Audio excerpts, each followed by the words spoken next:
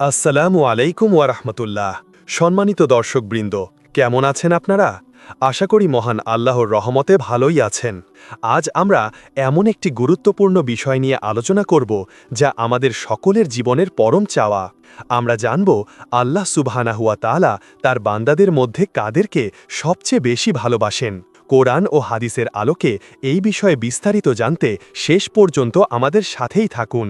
আল্লাহ তাআলা তার পবিত্র কালামে এবং রাসূল সাল্লাল্লাহু আলাইহি ওয়াসাল্লামের অসংখ্য হাদিসের মাধ্যমে আমাদের জন্য সুস্পষ্টভাবে বলে দিয়েছেন কাদের প্রতি তার বিশেষ ভালোবাসা রয়েছে।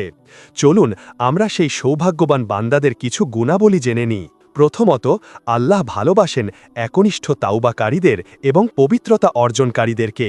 পবিত্র কোরআনুল কারিমের সূরা বাকারার ২২২ নম্বর আয়াতে আল্লাহ তাআলা বলেন, ইন্নাল্লাহা ইউহিব্বুত তাওয়াবিনা ওয়া ইউহিব্বুল মুতাতাহহিরিন। অর্থাৎ নিশ্চয়ই আল্লাহ তাওবাকারীদেরকে ভালোবাসেন এবং যারা পবিত্র থাকে তাদেরকেও ভালোবাসেন। আমরা মানুষ হিসেবে প্রতিনিয়ত ভুল করি, গুনাহ করি, কিন্তু যখন আমরা সিনসিয়ারলি অনুতপ্ত হয়ে আল্লাহর কাছে ক্ষমা চাই, তখন আল্লাহ আমাদের সেই তাওবাকে কবুল করেন এবং আমাদের ভালোবাসেন। একই সাথে শারীরিক ও আত্মিক পবিত্রতা বজায় রাখাও আল্লাহর ভালোবাসার অন্যতম চাবিকাঠি। দ্বিতীয়ত, আল্লাহ ভালোবাসেন মুত্তাকি বা খোদাভীরু মানুষদেরকে। যারা আল্লাহকে ভয় করে, তার আদেশ নিষেধ মেনে চলে এবং গুনাহ থেকে বেঁচে থাকে, তারাই হল মুত্তাকি।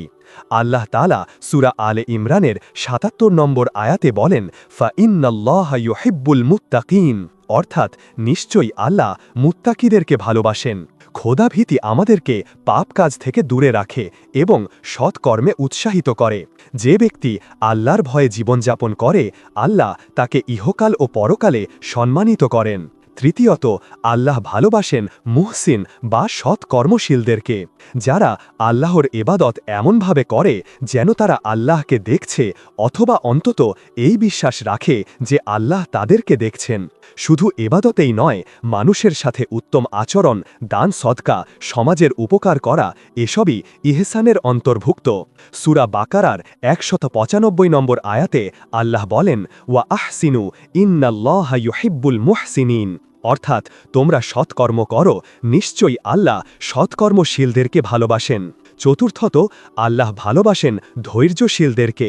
জীবনে চলার পথে আমরা বিভিন্ন বিপদ আপদ, পরীক্ষা ও কষ্টের সম্মুখীন হই।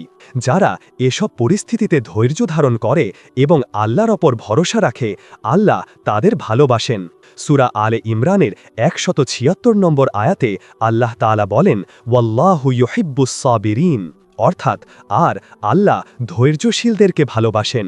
ধৈর্য এমন একটি গুণ যা আমাদেরকে মানসিক শক্তি যোগায় এবং আল্লাহর প্রতি আমাদের বিশ্বাসকে মজবুত করে। পঞ্চমত, আল্লাহ ভালোবাসেন তার ওপর নির্ভরশীলদেরকে। অর্থাৎ যারা আল্লাহর ওপর পূর্ণ আস্থা ও ভরসা রাখে, প্রতিটি কাজে, প্রতিটি পদক্ষেপে আল্লাহর সাহায্য কামনা করে এবং তারই ওপর ফলাফল ছেড়ে দেয়।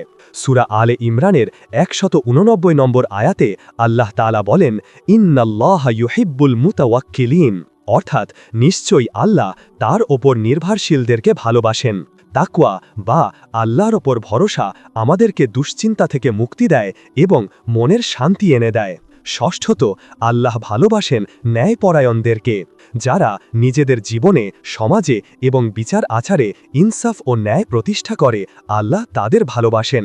সূরা মায়েদার ৪২ নম্বর আয়াতে আল্লাহ তাআলা বলেন, ইন্নাল্লাহা ইউহিব্বুল মুকসিতিন। অর্থাৎ নিশ্চয়ই আল্লাহ ন্যায়পরায়ণদেরকে ভালোবাসেন।